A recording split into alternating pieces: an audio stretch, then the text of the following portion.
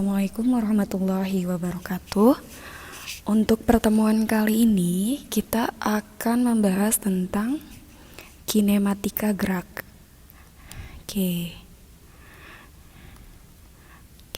Kinematika gerak, tapi yang sebelum kita bahas tentang kinematika gerak,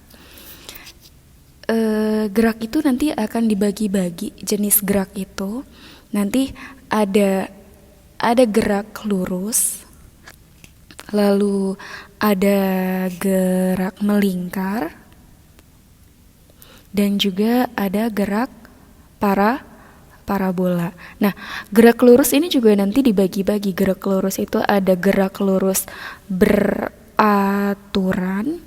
ada gerak lurus berubah beraturan, ada juga nanti gerak lurus vertikal. Nah, gerak lurus vertikal ini nanti ada yang vertikal atas, ada juga vertikal bawah. Tapi sebelumnya untuk pertemuan hari ini yang akan kita bahas ialah gerak lurus, kinematika gerak lurus. Nah, sebelum kita ke kinematika gerak lurus, sekarang gini. Kalau yang namanya gerak lurus itu gimana sih? Gerak lurus itu berarti kan gerak yang bentuk lintasannya berupa apa ini? Berupa garis lurus, itu gerak lurus. Tapi sebelum kita membahas tentang gerak lurus, kita harus bisa membedakan dulu apa yang namanya perpindahan dan jarak. Apakah perpindahan dan jarak itu sama? Ternyata tidak. Kan sebelumnya sudah pernah saya jelaskan tentang jarak dan perpindahan. Jadi kalau jarak itu adalah panjang lintasan yang ditempuh. Panjang lintasan yang ditempuh. Sedangkan perpindahan itu apa? Perpindahan itu perubahan posisi benda. Contohnya apa? Contohnya kan misalnya di sini adalah titik A dan di sini adalah titik B. Nah, jarak dari A ke B itu misalnya 5 meter. Kalau misalnya ditanya jarak, berarti jaraknya 5 meter. Kemarin pertemuan sebelumnya kan kalau jarak itu apa? Jarak itu kan termasuk besaran skalar. Kalau perpindahan besaran vektor. Ingat ya, skalar itu hanya memiliki nilai, sedangkan vektor memiliki nilai dan arah. Selanjutnya, kalau misalnya perpindahan, berarti ini perpindahannya berapa? Berarti misalnya perpindahannya adalah 5 meter kemana? Ke kanan gitu. Sekarang kita bikin contoh lagi. Misalnya ini A, lalu B, lalu di sini adalah C. Jaraknya dari A ke B itu misalnya 5 meter, sedangkan B ke C adalah 2,5 meter. Misal ya. Nah, kalau jarak berarti gimana? Kalau jarak berarti kan panjang lintasan yang ditempuh. Jadi dari A ke B berapa? 5. Jadi dari A jadinya AB ditambah BC. A ke B berapa? A ke B itu tadi 5, sedangkan B ke C adalah 2,5. Jadi jaraknya adalah 7,5 meter. Lalu bagaimana dengan perpindahan? Kalau dengan perpindahan kita mengenal yang namanya arah. Kalau ke kanan positif, kalau ke kiri negatif. Sekarang A ke B lalu ditambah B ke C. A ke B-nya kan 5, sedangkan B ke C-nya kan ke kiri, berarti ditambah negatif 2,5. ya kan? Atau kalau mau disederhanakan jadinya 5 min 2,5. Jadi perpindahannya adalah 2,5. 2,5 kemana? Ke kiri, seperti itu. Nah, itu untuk perbedaan perpindahan dan jarak. Oke. Selanjutnya, kita akan mengenal yang namanya kecepatan. Oke. Ada yang namanya kecepatan. Ada kecepatan, ada juga kelajuan. Tapi yang akan saya bahas di sini adalah kecepatan rata-rata. Oke. Untuk kecepatan dilambangkan dengan V. V-nya ada ekornya seperti ini. Jadi atau V kecil gitu kan. Jadi bukan V besar. Oke.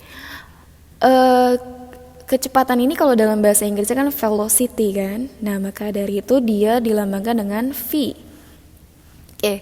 Kecepatan rata-rata itu rumusnya adalah perubahan. Di sini untuk kecepatan rumusnya adalah delta. Delta apa? Misalnya mau pakai delta X atau delta S atau sebenarnya sama saja ya. Di sini saya pakainya delta S saja ya. Delta S dibagi delta T. Delta ini berarti perubahan. Delta ini kalau kita jabarkan berarti kan S2 dikurangi S1 dibagi T2 kurangi T1. Oke, S ini apa? Untuk kecepatan itu S itu adalah perpindahan. Sebenarnya ada beberapa buku yang menggunakan lambangnya itu pakai X atau pakai R, sama saja. Oke. Untuk T itu apa? T itu perubahan waktu atau ya kamu tulis di sini waktu. Untuk perpindahan satuannya menggunakan meter, sedangkan untuk waktu satuannya apa? Satuan internasionalnya itu pakai second. Seperti itu. Nah, perbedaan kecepatan dengan kelajuan itu di mana? Nah, kalau misalnya kelajuan rata-rata itu lambangnya sebenarnya sama saja. Kelajuan juga pakai V kecil. Cuman kalau kecepatan itu adalah menggunakan perpindahan, sedangkan kelajuan menggunakan jarak. Lalu bagaimana dengan rumusnya? Dengan rumusnya ya sama saja, yaitu V sama dengan delta S dibagi delta T. Oke. Delta S atau delta T itu kalau misalnya ada perubahan, jadi ada perubahan jarak dan perubahan waktu. Tapi kalau misalnya diketahuinya hanya satu saja, ya kamu bisa cuman tulis V sama dengan S per T. Kalau misalnya dibikin segitiganya bagaimana? Oke, ini kan kalian waktu SMP biasa ditulis seperti ini kan? V S T. Jadi kalau cari V sama dengan S per T, kamu tutup ininya. Kalau cari S, V dikali T. Kalau cari T, S dibagi V. Oke, sekarang kita berlanjut ke rumus. Di sini ada dituliskan seseorang berjalan ke arah timur sejauh 200 meter. Oke, dia jalan ke timur 200 meter. Oke, kemudian orang tersebut berbalik ke barat sejauh 80 meter. Waktu total yang diperlukan orang tersebut adalah 140 second. Berapakah laju rata-rata kecepatan orang tersebut? Oke. Berarti kita tinjau dulu ya. Di sini berarti jaraknya 200 itu S berapa? S1 atau S2? S1 misalnya adalah 200. Lalu kemudian berbalik. Oh, ini nih. Ini kan jaraknya adalah 200, ya kan? Nah, kemudian orang tersebut berbalik sejauh 80 meter. Berarti ini dia balik lagi. Berarti di sini ke kiri ya, ke kiri 80. Waktu totalnya adalah 140. Oke, berarti S1 S2 ya. S2 atau di sini 80 meter. Oke, sekarang yang menjadi pertanyaan adalah berapakah laju rata-rata dan kecepatan rata-rata. Oke, kita bahas dulu untuk kelajuannya. Untuk kelajuannya itu kan tadi V sama dengan delta S dibagi delta T. Oke, sekarang V sama dengan, kan kalau misalnya kelajuan itu dia menggunakan jarak, berarti dia tidak terpengaruh oleh apa? Tidak dipengaruhi oleh yang namanya arah. Maka dari itu di sini dia kan tadi jalan nih 200 ya kan? Nah, tapi dia jadi ditambah 200 ditambah berapa? Ditambah 80. Lalu dibagi, ya kan? Dibagi berapa? 140. Jadinya 280 dibagi 140 berapa? Hasilnya adalah 2 meter per second. Ini untuk kelajuan. Lalu bagaimana untuk kecepatannya? Untuk kecepatan kita menggunakan apa? Menggunakan perpindahan. Oke, berarti perpindahan. Berarti V sama dengan, kamu bisa pakai delta X, misalnya delta X per delta T. Oke, kamu lihat di sini V sama dengan, kan tadi 200 ya. Ke kanan 200 dikurangi 80 dibagi 140. Jadinya berapa? 200 dikurangi 80 berapa? 120 dibagi 140. Nah, kamu ini bisa dibagi sama-sama dibagi 2, jadinya 6 per 7 meter per second. Ini untuk kecepatan rata-rata. Oke, sekarang selain ada kecepatan, kita juga mengenal yang namanya percepatan. Lalu untuk percepatan bagaimana? Ya, untuk percepatan itu bisa didefinisikan sebagai perubahan kecepatan terhadap satuan waktu. Jadi makanya percepatan itu kan bahasa Inggrisnya acceleration. Jadi dia makanya untuk percepatan lambangnya adalah A. Nah, rumusnya adalah delta V per delta T, atau di sini V2 dikurangi V1 dibagi T2 min T1. Oke. Ini percepatan. Contohnya bagaimana untuk percepatan? Ya mudah kalau untuk percepatan. Nih, contohnya ya. Nih, seseorang mengendarai sepeda motor yang bergerak dengan kecepatan awal 54 km. Oke, berarti kecepatan awalnya adalah 54 km per jam. Nah, lalu orang tersebut mempercepat lajunya dalam waktu T-nya berapa? T-nya 10 second. Lalu kecepatannya V2-nya menjadi 72 km per jam. Oke, lihat. Kamu perhatikan di sini satuannya masih kilometer per jam. Nah, ini kan bukan satuan internasional, jadi kamu harus ubah menjadi meter per second. Cara merubahnya bagaimana? Jadi 54 km per jam kamu ubah ke meter per second. 54 km diubah ke meter berapa? Oke. Nah, lalu di sini 1 jam itu berapa? 3.600 ya. Oke, jadi berapa? Nah, jadi di sini untuk 54 km per jam yaitu adalah 15 meter per second. Dari mana? Dari gini, 54 dibagi 36. 54 dibagi 36 itu berapa? Kan 54 bagi 36 1, sisa 54 kurangi 36, 14, 8, 18 ya. Ya kan? Berarti kan 18 bagi 36 nanti, atau 180 dibagi 36 nanti di situ 5.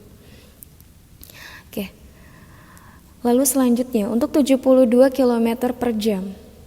Oke, 72 km per jam itu juga sama, berarti kan dibagi aja. Dibagi 3600. Jadi jawabannya adalah 20 meter per second. Oke, jadi ini yang akan kita pakai 15 dan 20. Oke, jadi sekarang untuk percepatannya A sama dengan delta V dibagi delta T. A sama dengan V2 dikurangi V1 dibagi T2 dikurangi T1. Oke, V2-nya adalah 20 dikurangi 15 dibagi berapa? 10. Kurangi berapa? 0. Jadinya 5 dibagi 10 sama dengan 0,5 meter per second kuadrat. Seperti itu. Oke. Nah, sebelumnya nanti saya jelaskan dulu di sini. Kita kan tadi akan membahas tentang gerak lurus. Gerak lurus itu dibagi dua, ada GLB, ada juga GLBB. Kalau GLB ini gerak lurus beraturan. Oke, jadi dia ini beraturan. Kalau GLBB gerak lurus berubah beraturan.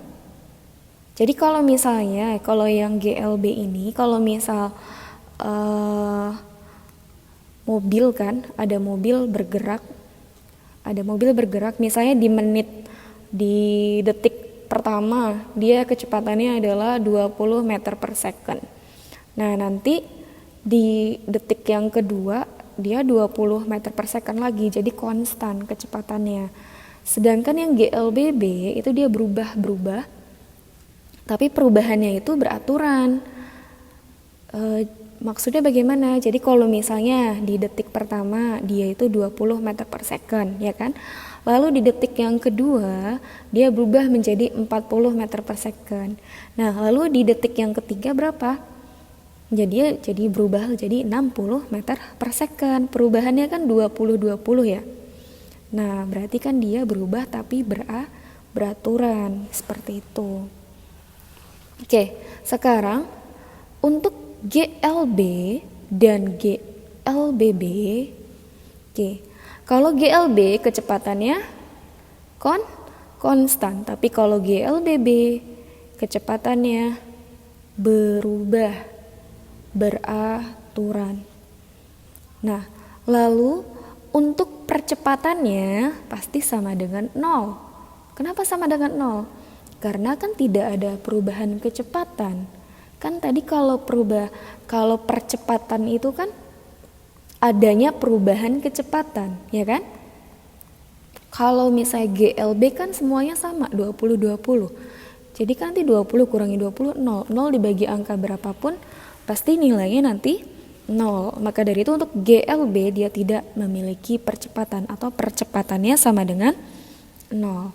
Nah, lalu untuk GLBB pasti percepatannya tidak sama dengan 0. Pasti dia memiliki apa? Memiliki percepatan.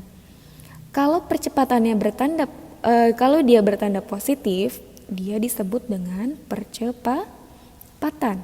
Tapi kalau bertanda negatif, dia berarti mengalami perlambatan. Oke, itu untuk GLB dan GLBB. Tadi kita sudah belajar tentang percepatan dan kecepatan. Oke, selain itu untuk GLBB sebenarnya masih ada rumusannya, tapi untuk pertemuan hari ini menurut saya rasa cukup sampai sini dulu. Oke, tapi sebelum saya tutup akan saya review lagi di akhir. Oke, berarti hari ini kita telah belajar tentang gerak. Oke, gerak apa? Gerak lurus. Oke, gerak lurus tadi ada banyak ya. Gerak itu ada banyak macamnya, tapi yang kita pelajari hari ini adalah gerak lurus. Oke, gerak lurus dibagi menjadi GLB dan GLBB. Oke.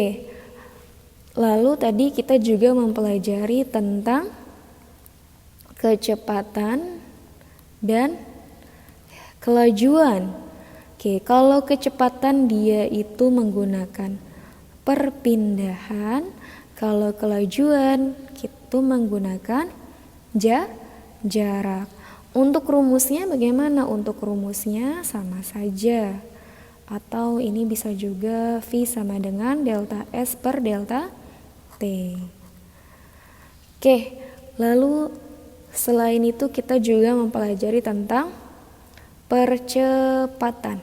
Oke, percepatan itu berarti perubahan kecepatan, jadi definisikan sebagai perubahan kecepatan terhadap waktu. Jadi A sama dengan delta V per delta T, seperti itu. Oke, terima kasih atas perhatiannya. Nanti untuk pertemuan besok kita akan bahas tentang GLBB lebih dalam. Terima kasih. Wassalamualaikum warahmatullahi wabarakatuh.